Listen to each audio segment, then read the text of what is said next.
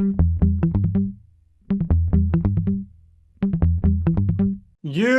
know, right, the podcast that uncovers the origin stories of some of the biggest names in sports, media, entertainment, comedy, and so much more. Nick Durst here, along with Joe Calabrese. And Joe, our guest today, interesting story as to how we ended up connecting. I was on a cruise recently, which I like to do often. He was the comedian on board, hooked up after the show via Facebook while we're both on board. The technology these days is Yeah, make sure they know how we hooked up exactly, okay? via And how we Facebook. didn't. Or we are very accustomed and used to former entertainers and comedians on this show who tend to do the cruise thing, right? So that was very, very interesting that you got to link up with Nick. Obviously, he kind of gave himself away a little bit, but our guest today, he is a comedian, he's a filmmaker, and was on Get Her Done Records with Larry the Cable Guy. Yeah, that's his record label. Yep. That's awesome. So we're very, very happy to have him on. Expanding, having another comedian on the show is always great. We welcome Michael Joyner to the program. Mike, first of all, you're wearing a Chiefs shirt, so I don't know if Nick's gonna like that too much. But how are you doing today? I'm doing great. I got to say right off the bat, Nick Durst. Anyone ever told you sound a little like Ray Romano? A little No, bit? that's a first. Yeah. I Yeah. do, That's really. Okay. interesting. I A like little that. bit. I Now mean, when you I've hear a lot heard of that I've comics. I've heard that I've looked like people like Daniel Tosh, Rob Gronkowski, but he's saying I sound like somebody. That's a first. Interesting. You Yeah, think, Joe? you got a good comics voice if you were ever to do comedy. I could maybe you're a funny guy. I don't know. I'm only just really Maybe. getting to know You know, you, No, I but take you got it. got that. Listen, take it from experience. He makes fun of me all the time. He's very good. Okay, all right, all right. I got like that very like dry, Yeah. sarcastic Yeah. way about me. So maybe I could maybe get up there with the help of you or somebody else to craft my routine. I always thought I could do this routine about the ludicrousy of applying to a job with all these. First, you have to upload your resume, and then from there you have to retype everything and type it in.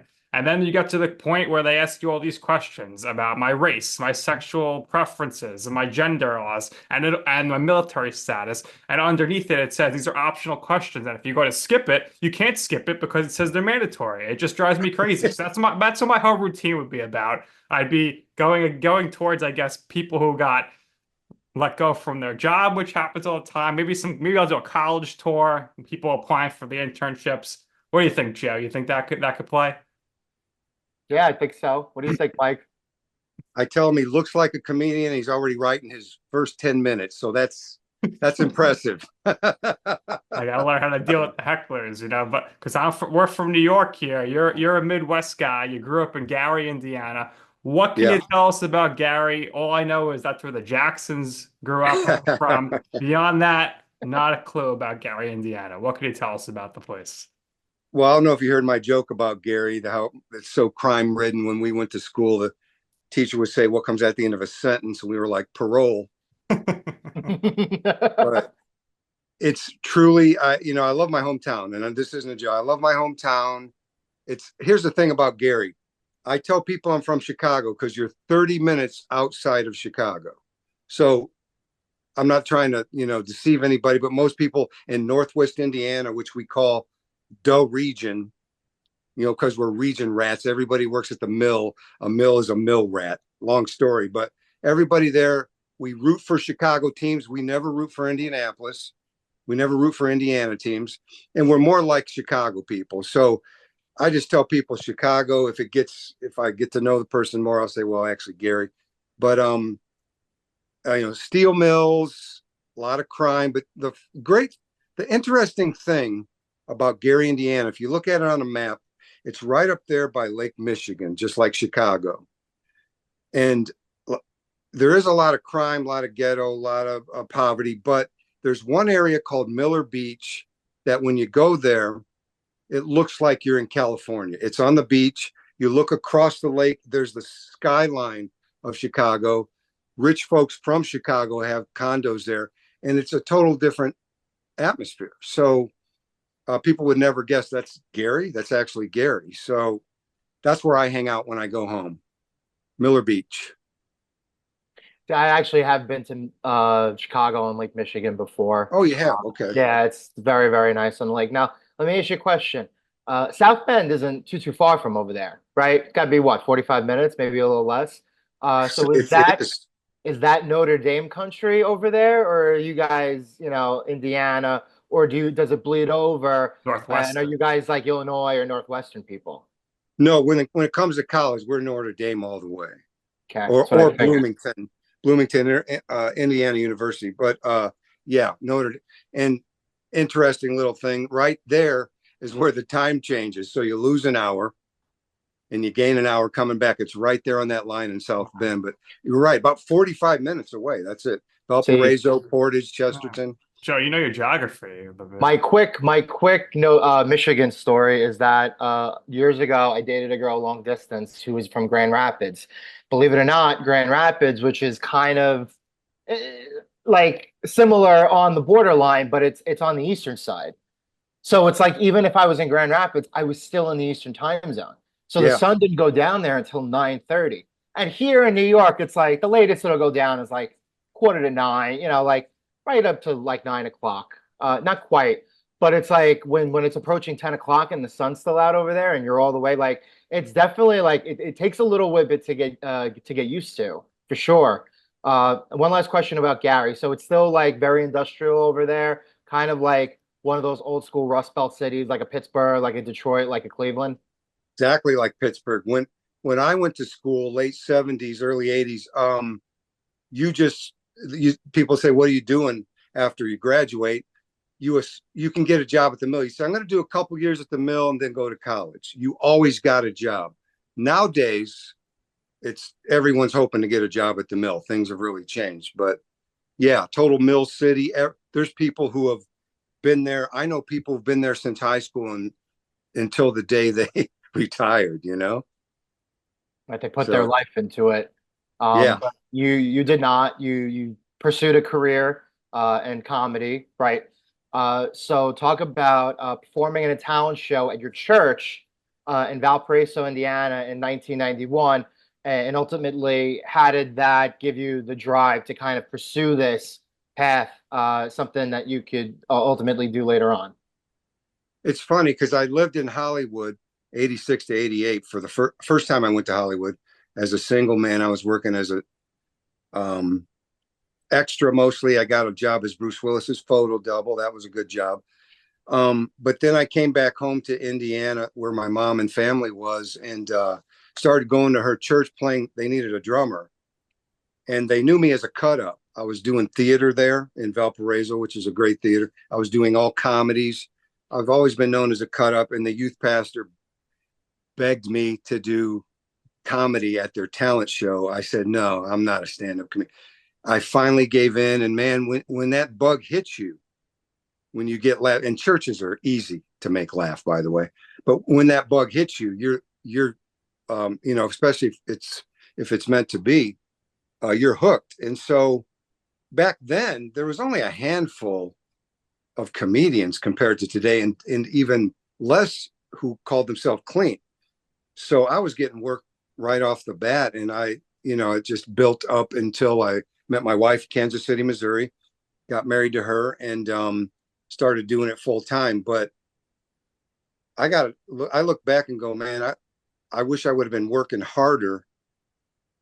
When your phone's ringing off the hook because you're one of only a few clean comedians, you get lazy, and I really wasn't writing the way I should. I wasn't really developing my act. And I look at people now who are making big money just because of TikTok or whatever, because they really looked into who their audience was and everything.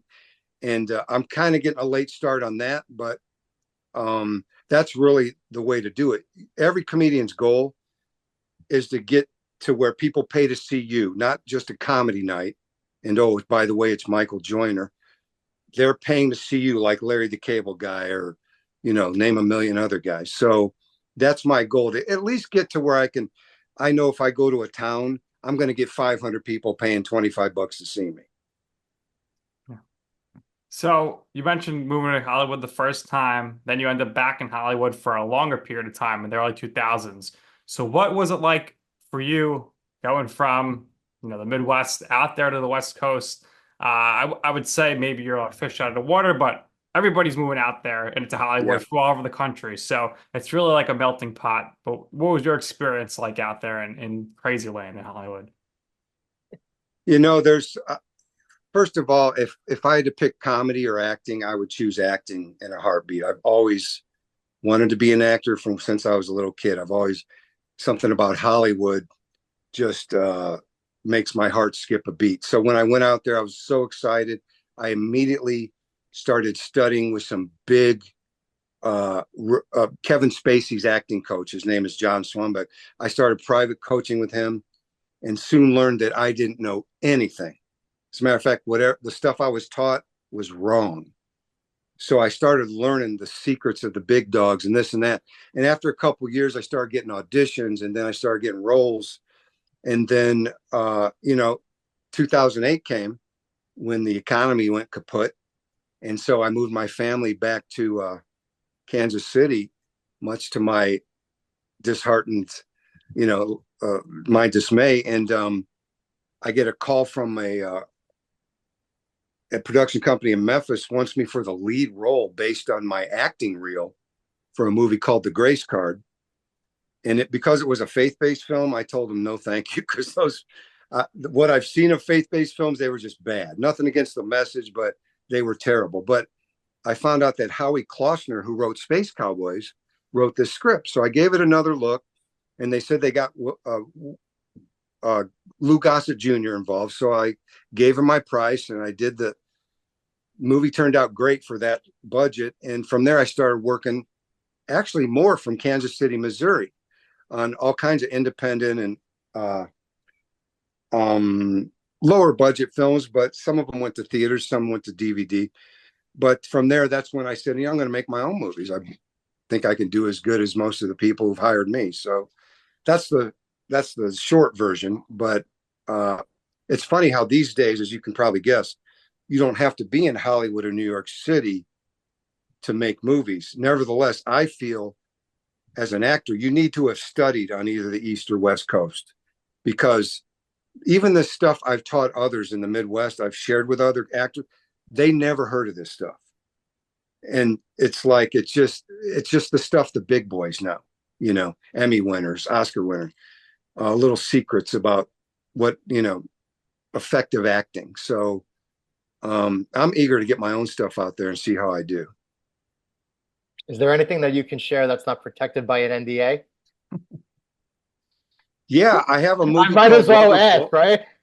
What's that? I might as well ask, right? Well, here's something I'm doing, which some people find controversial. After working in a lot of faith-based films and being a bit outspoken about their lack of production values on so many of them, I decided to write my own script and produce a movie called Christian Movie, which is a parody of the top 5 films, including the one I did. Now, here's where people have a misconception. A parody isn't, every great movie, the Titanic, has been parodied. So it's not necessarily a slam, but it's something that's never been done. So I decided every genre in the world has been parodied, every single one, the scary movies especially. But I looked, faith-based movies have never been parodied. So I thought, I'll do it.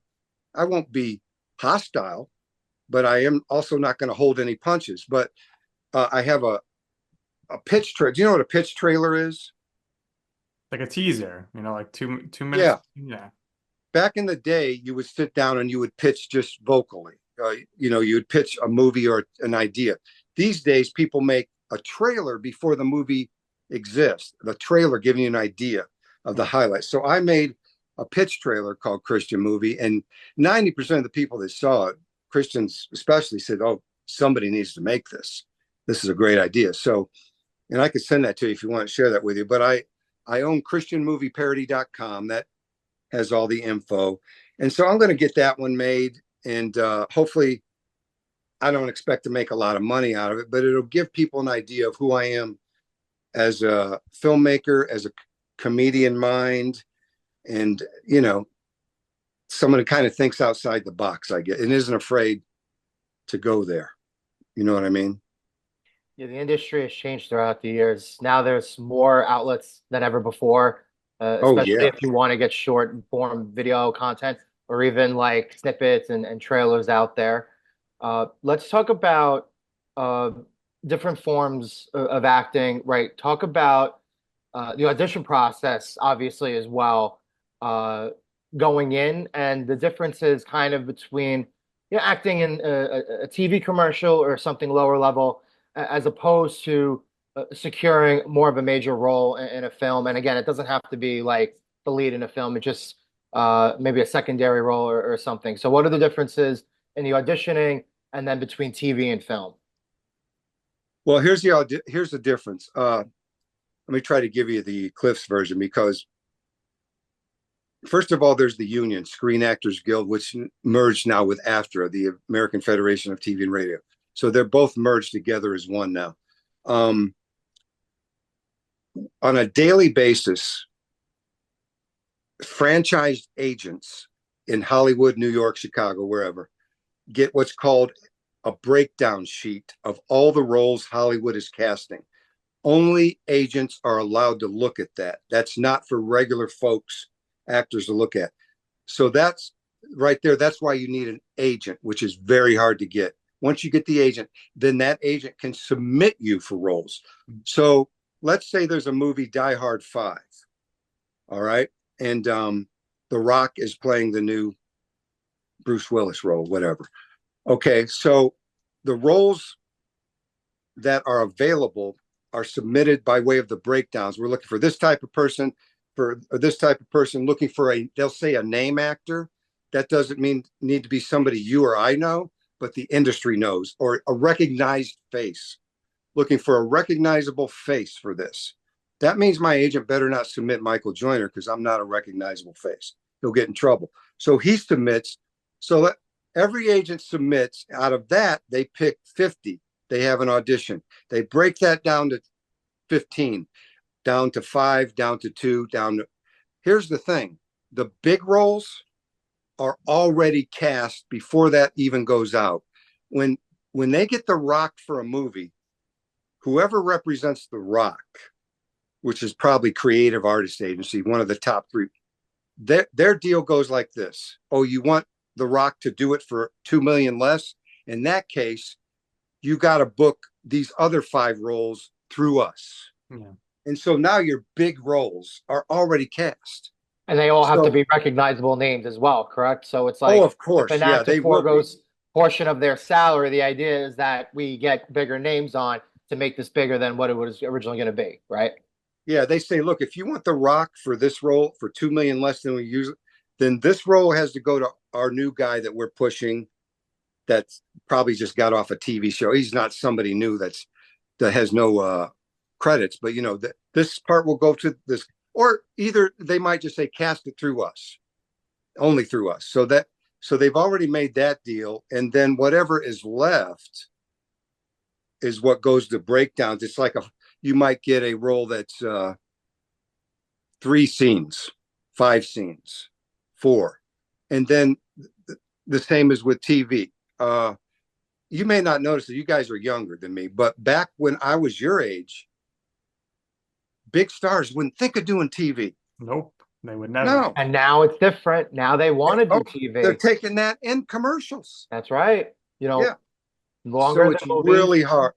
they get It's signed really on for hard. a season or two, more streaming platforms, which means more money. More money. There's more creative freedom. Netflix and Apple are paying more than movies to get Oh Yeah. those man. big actors. It's crazy how the industry shifted in the last Oh, five it's years. unbelievable. Yeah. Yeah.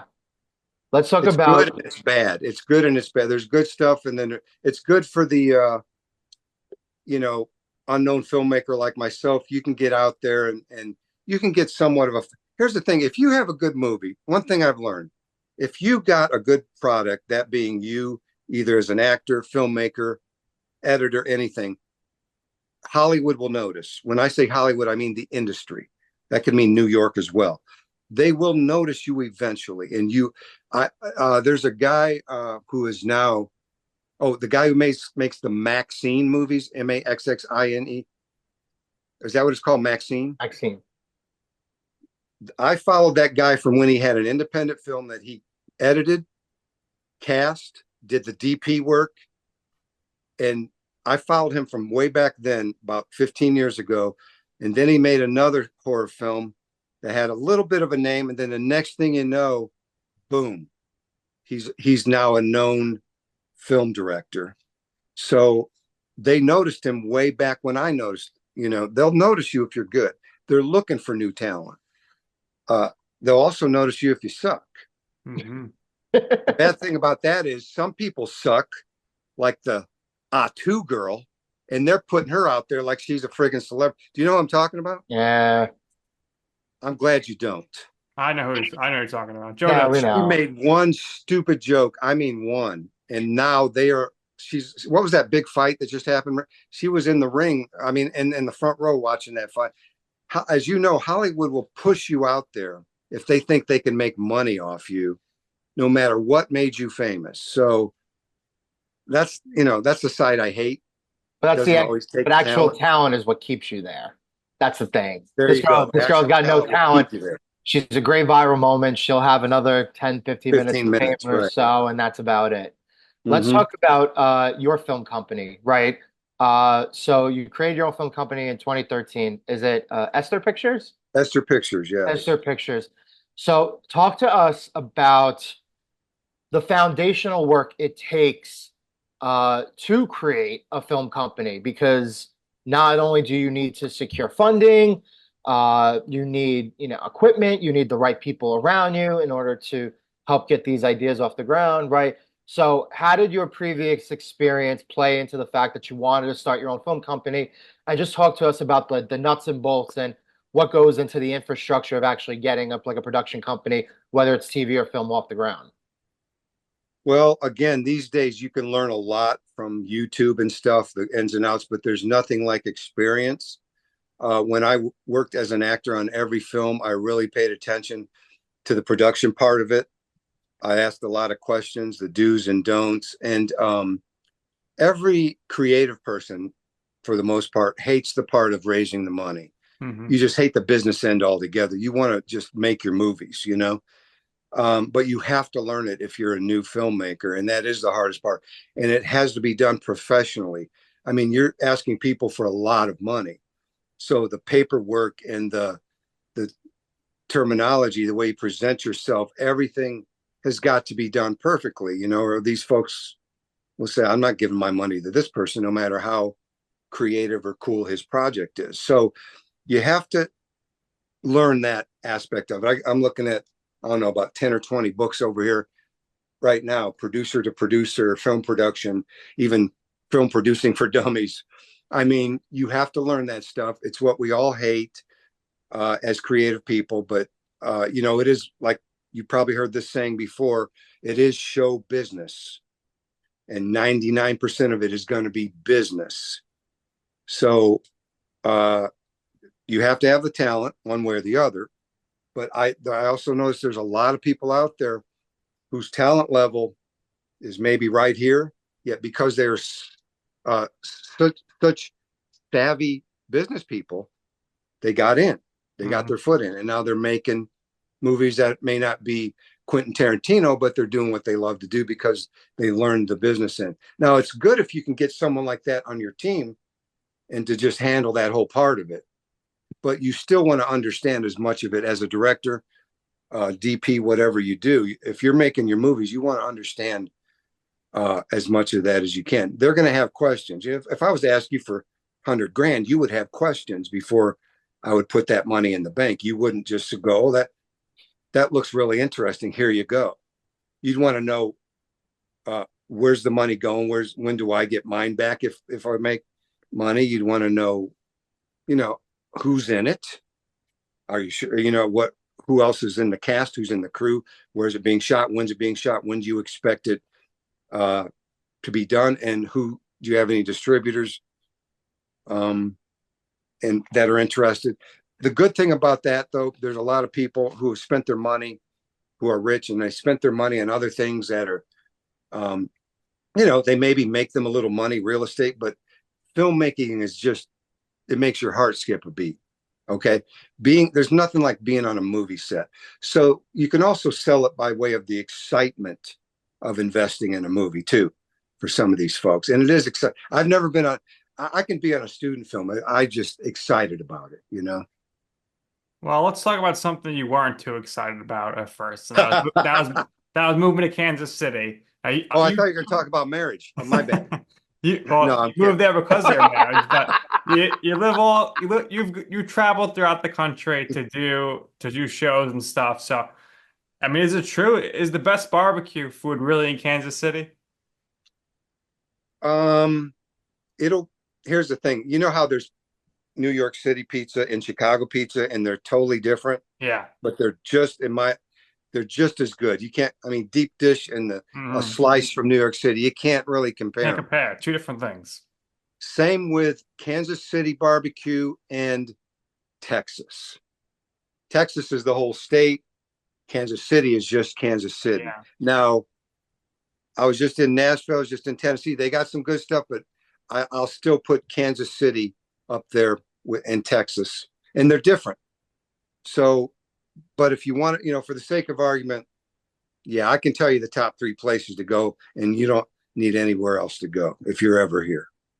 Well, I mean, I'm gonna try to say this about last thing. Joe, maybe if you go to the Jets Chiefs AFC Championship game, you Well, could first of you could all, wait, check wait, out no, the no, barbecue not wait, wait, spots. wait, wait, wait, wait. First of all, the Jets actually have to make the playoffs first.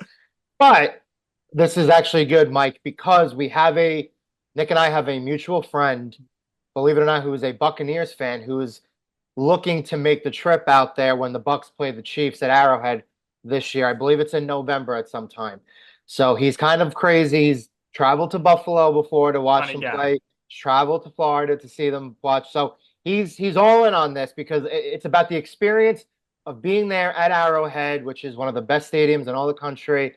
It's great little Midwestern city, great barbecue food. So let's get your list. What are the top places to go to? And what is the big difference in between Kansas City style and then Texas in general, wherever you go? It's gotta be the sauce, right? Don't they go more heavy on It's the not. No, sauce? I wish I could just say it was the sauce. There's a place I go to that's a chain, and when I hit Texas, called Rudy's. Look them up.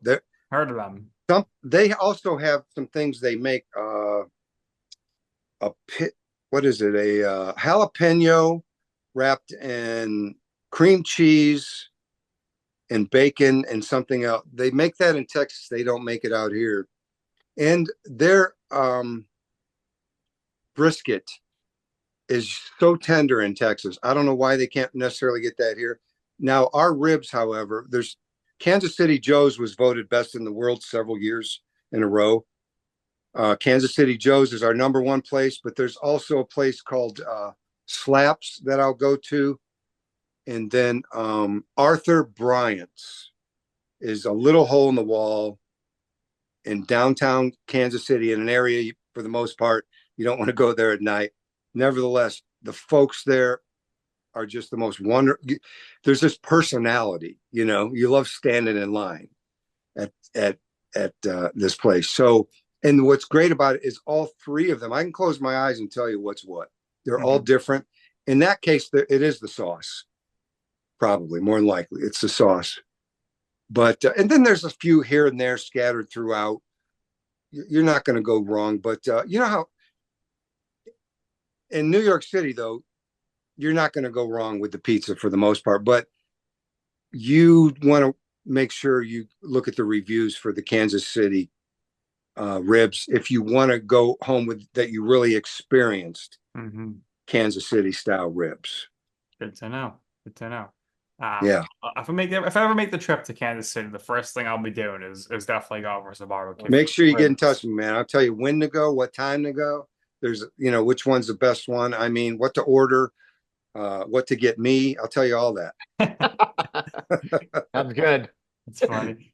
So, Michael, the one thing I really hate about comedy is that most of these comedians, of course, not you, get up there and mother up for this, a-hole that, piece of shit that. I can't stand that because to me that shows that they're not actually funny. They can't think they're just going up there and cursing you. You're known for your cutting edge, clean, sarcastic comedy style, which I appreciate. You mentioned it before, back when you started, there weren't too many of you doing that type of style. There isn't too many of you still. I mean, is there competition between you and Dave from Full House, or are you guys, all the guys, you guys all buddies because you do the same type of shows together? Because I can't imagine they'd be putting you on a show with some other guy who's talking vulgarly. So what's it like being in the industry now, still as a clean comic? Back in the day when I first started headlining clubs, I wouldn't have a say in who the feature act was, and I would sometimes have to follow a very filthy comic. It's one thing to cuss here and there, and I differentiate between Dave Chappelle. That's just who he is, but he doesn't need the words. He puts them in there. But I differentiate between that person and the person who does a joke with the F bomb or whatever, and really you don't have a joke there, or joking about his genitalia, whatever. You don't have a joke there. You just have shock.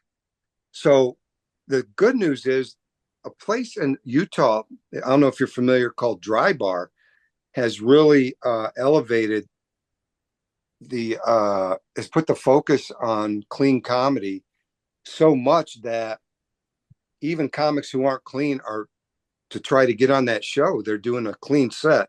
Uh, I was one of the first people they hired. They got 5 cameras.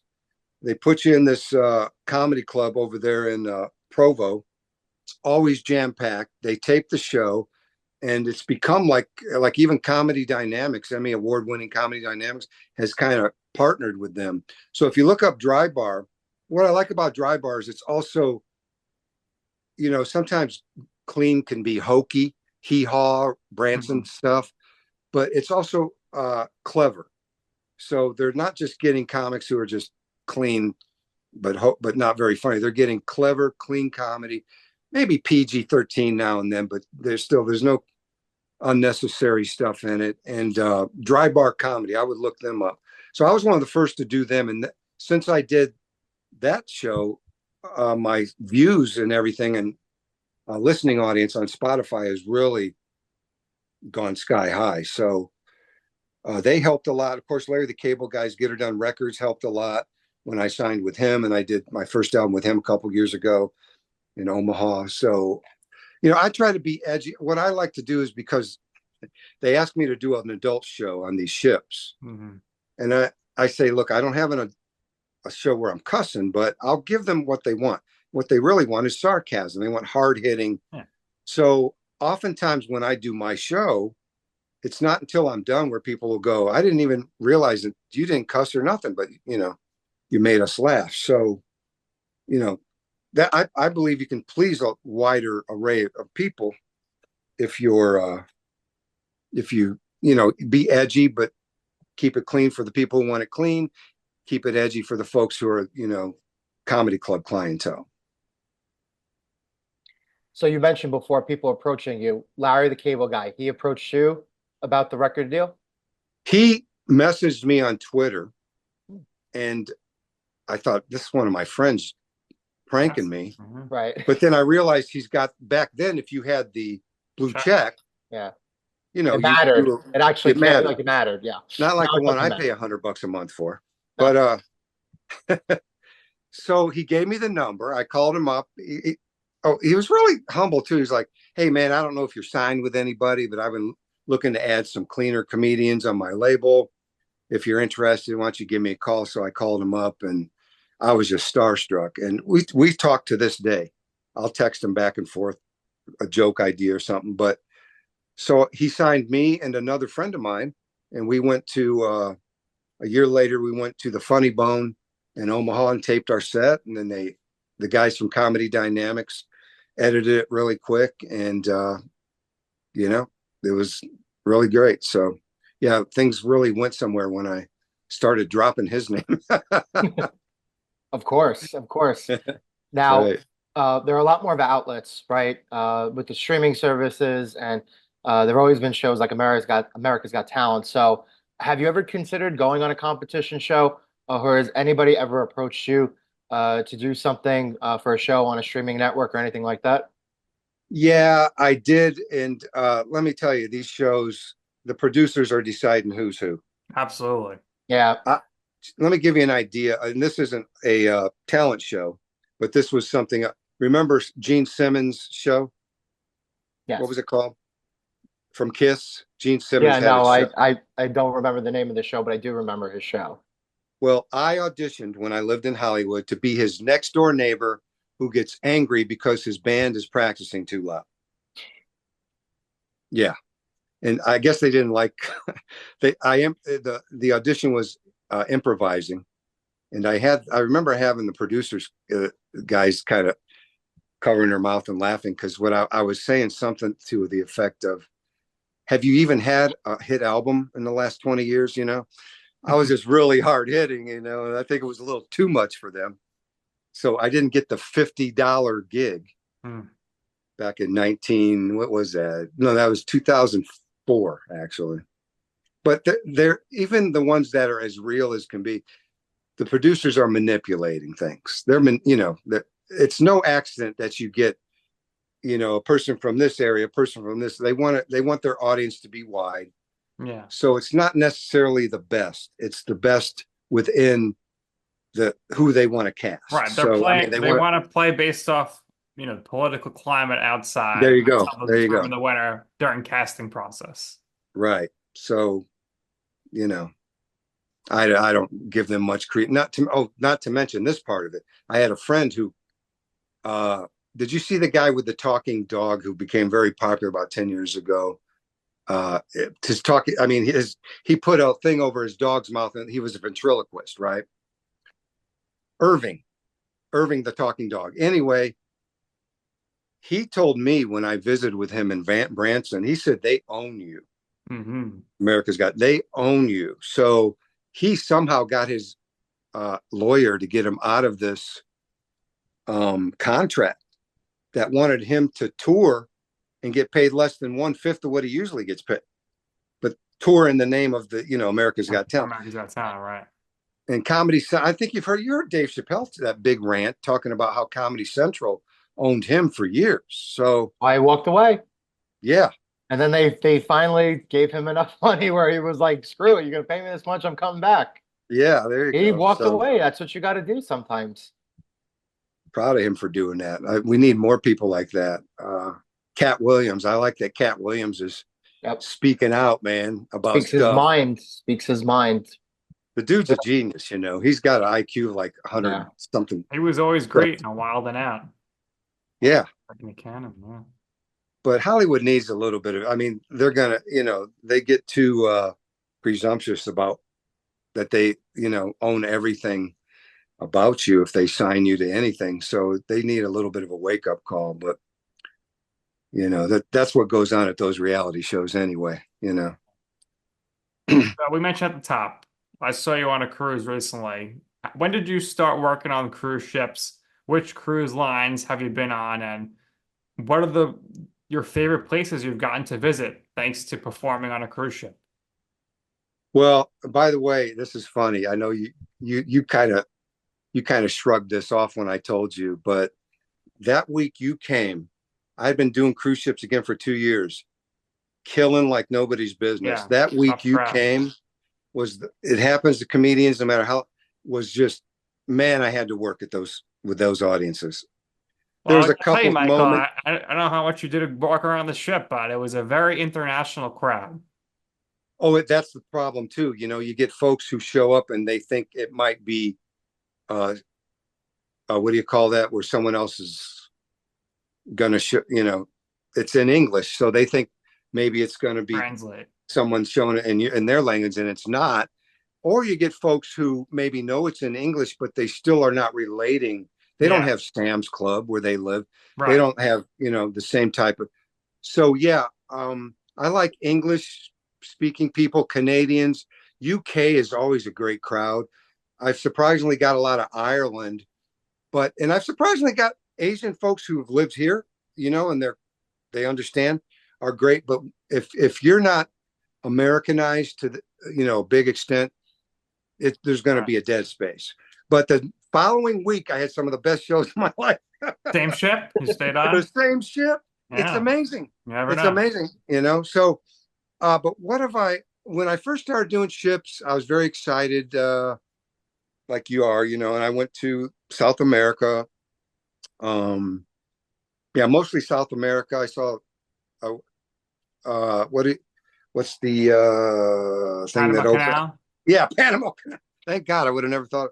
I didn't even know. I was in my room taking a nap. I went out and I said, "Where's everybody?" They said, "They're outside." I went outside. I said, "What's going on?" They said, "It's the Panama Canal."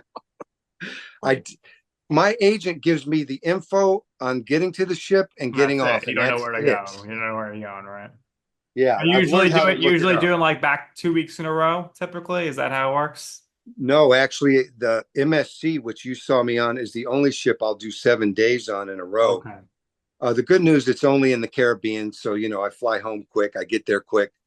But most the also Princess, which I do a lot, has just borrowed Carnival's what do you call it, outline for comedy clubs, Okay. whereas With the I George Orwell now stuff, right? I can do 3 or 4 days, get paid for a whole week. So I've been getting kind of popular there, thankfully, because of my style.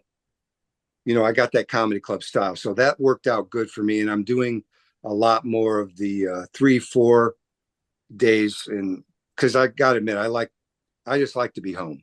Yeah. You So know, basically, you'll get on maybe in a New York port, and then by the third, fourth day of the cruise, you're flying out from the Bahamas or Jamaica. yeah, whatever convenient place they can fly you out of. That's how that works. And a lot of entertainers, if you want to see something rough, there's a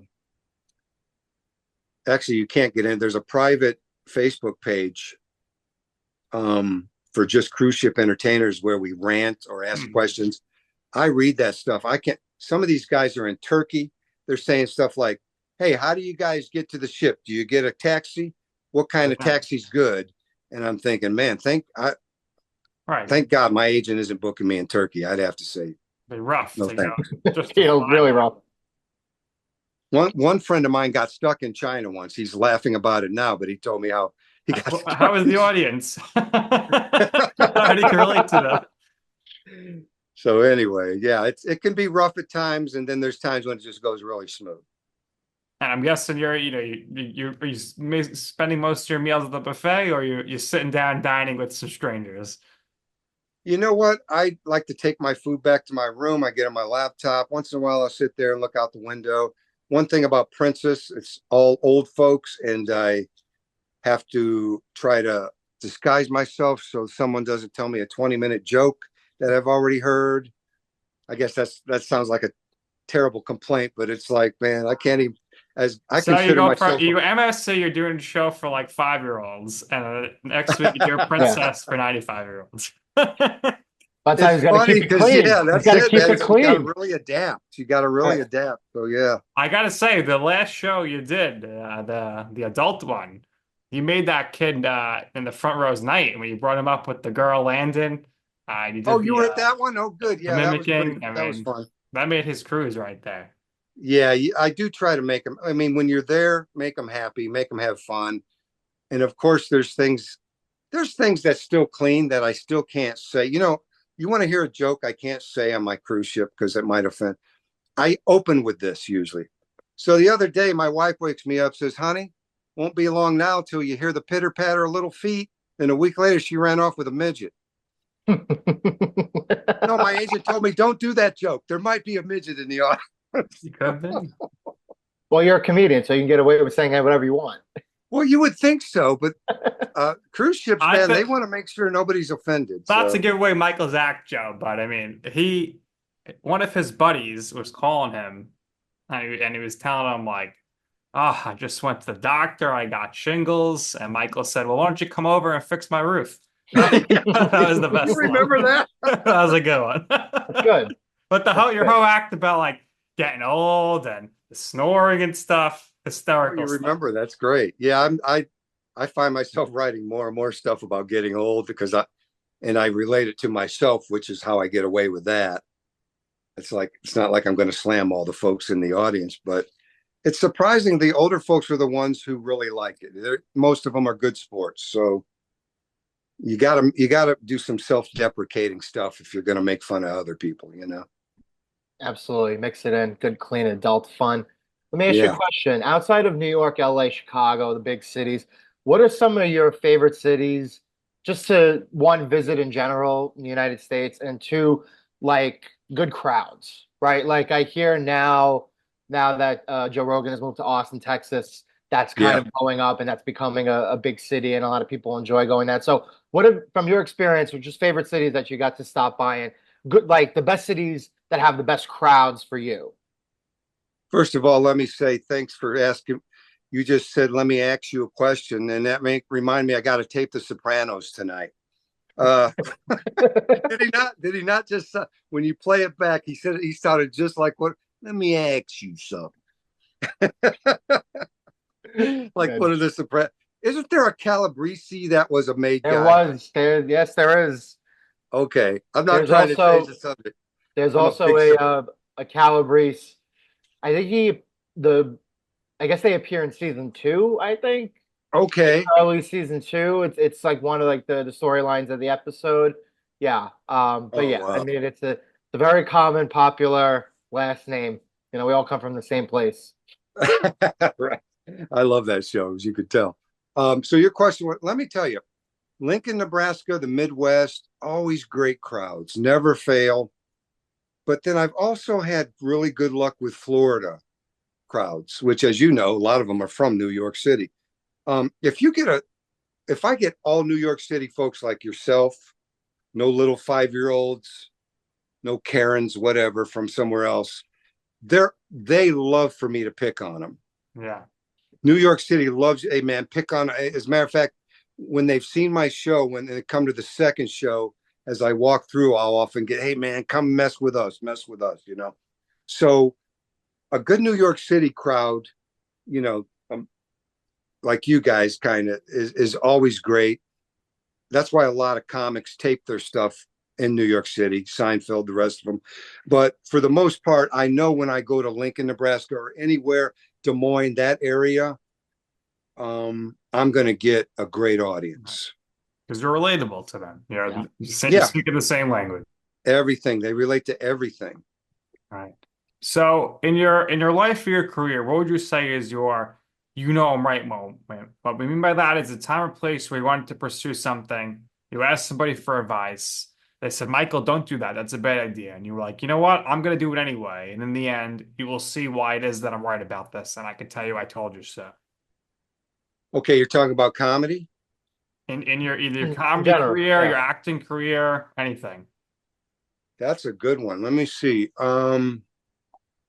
Well, most people would say, because I was on my way to LA to go back as a single man and study and get seriously into acting. But then I met my wife doing comedy at her church in Kansas City and got married. Most people would say, and most actors in LA say, no, I'm not getting married. That gets in the way of my career. But people who have said that to me, my friends, my fellow actors, I said, look, man, as you know, this career will spit you out when they're Yeah. at the end of the day. And then you go home to what? I go home to a family that I love and I remember what life is real, what's really important in life. So you may want to reconsider the no kids, no marriage, no serious relationship. So that's the one thing I don't know if I did that consciously like that, but I met my wife. I did tell her when I met her, look, I'm a comedian, but someday we're moving back to Hollywood and I'm going to seriously get into acting. And she was fine with that. Um, here's what, here's the interesting thing about comedy. I didn't make this up, but it's absolutely true. There was a comedian who was asked, what advice do you give someone who says, I want to be a comedian? And they said, I tell them, don't do it because I think if they're really meant to do it, they won't listen to me. And that's true. If you're a comedian at heart, like you know, I am, and I'm also an actor, nothing will stop you. Nothing. I've quit a million times within the next day because of something that, you know, I didn't get this gig or I didn't get that gig, who knows? But really quitting, if you really quit, you were never meant to be a comedian or an actor, in my opinion. That's very, very good advice. Very accurate. Nick, Yes. Nick is the married man between the both of us. I am still single. He's got a great Okay. wife. He's got a son who's turning one very, very soon. So he could definitely relate to your family comments. I think that does go over people's heads. And again, um, from where you came from, that's a beautiful advice. Now take it to heart. Mike, we thank you. We appreciate your time. You have a website, got all your touring dates on michaeljoyner.com. you, all your touring What's dates that? on your website. So if Oh, you anybody got it? wants to Okay. come out and see you, visit michaeljoyner.com. Where else can we find you? And what we do here is we always give our guests the last word. So if there's anything else you would personally like to share or promote on behalf of yourself, by all means, go ahead. I want to share with you the most profound thing I've ever heard that I get. They say it's a true story. I can't remember who it was. There was a great comedian back before there was even stand-up comedy, I think, but there was vaudeville. I don't know. I can't remember who this is attributed to, but it's absolutely true. He was on his deathbed. Someone said to him, "What's it like dying?" And he said, "Dying's easy. Comedy is hard." That was his last words, from what I understand. I could be exaggerating a little bit. Maybe he said something else like, That "Hey, sounds like a joke to give me a me. vodka." Good. All right, Michael, this Anyway, has been great. Thank you so much for your time. We greatly appreciate it. And that's going to do it here for this episode of You Know I'm Right for our very special guest, Michael Joyner. Thank you for joining us. And my co-host, Joe Calabrese. I'm Nick Durst, and this has been You Know I'm Right.